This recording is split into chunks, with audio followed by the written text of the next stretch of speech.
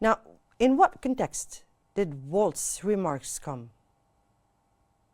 Well, since October 7th of last year, the U.S. has engaged with the region, with Israel, with the Arab states to try to end the war between Israel and Hamas.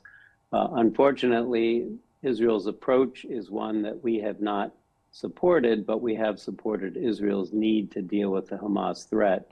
That has angered Muslims in America because they feel that we're not doing enough for the Palestinians. So I think both candidates are trying to reach out to that community to assure them that we will do our best to try to support the Palestinians, even as we support Israel's need to deal with Hamas. So I think that's what we're seeing on the campaign right now. Dr. Schmierer, could we call such statements from Waltz promises or just a trial to win over the Muslim voters? Well, the effort under the Biden administration from October the 7th has been to try to get Israel to take a measured approach as it addresses the real threat from Hamas.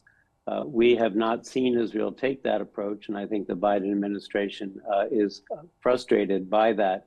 But I think it is a genuine commitment to continue to try to find a solution to the Palestinian issue, to try to get Israel to behave in ways that actually move us towards a solution of the conflict.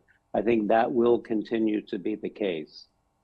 Now, do these remarks contradict the Harris campaign's previous pledge to maintain the current U.S. policy towards Israel? The U.S. will continue to support Israel's right to work against Hamas and others who threaten them. But the U.S. also wants to see Israel take a long-term approach to resolving the conflict with the Palestinians. So I think while we support Israel in its current fight, we also want to encourage Israel and the Arab states and the Palestinians all to think about a longer-term solution which would actually end the conflict. So I think we can do both at the same time. I think that's what Tim Walz was trying to explain. How many American Muslims expected to vote in the coming elections? Well, there are millions of American Muslims, and many of them are concentrated in one state, the state of Michigan. And Michigan is what we call a swing state. That is, it could either go for Donald Trump or Kamala Harris. It's one of only about 7 states that seem to be up in the air. So it is an important voting bloc, specifically in Michigan and also elsewhere in the country. And so I think that's one reason why both sides are trying to approach those voters and get them to vote for them. Mm-hmm. You spoke here about the swing states and how important and they are still in the air. Now, how will American Muslim votes in such expected to be a tight race reflect in those swinging states?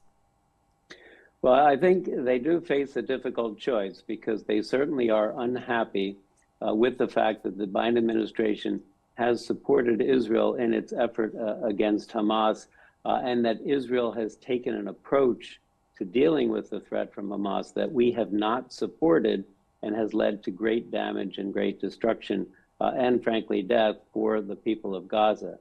At the same time, I think they're aware that Donald Trump himself in the past has actually implemented Muslim bans and often criticizes Muslims broadly. So I think they have a difficult choice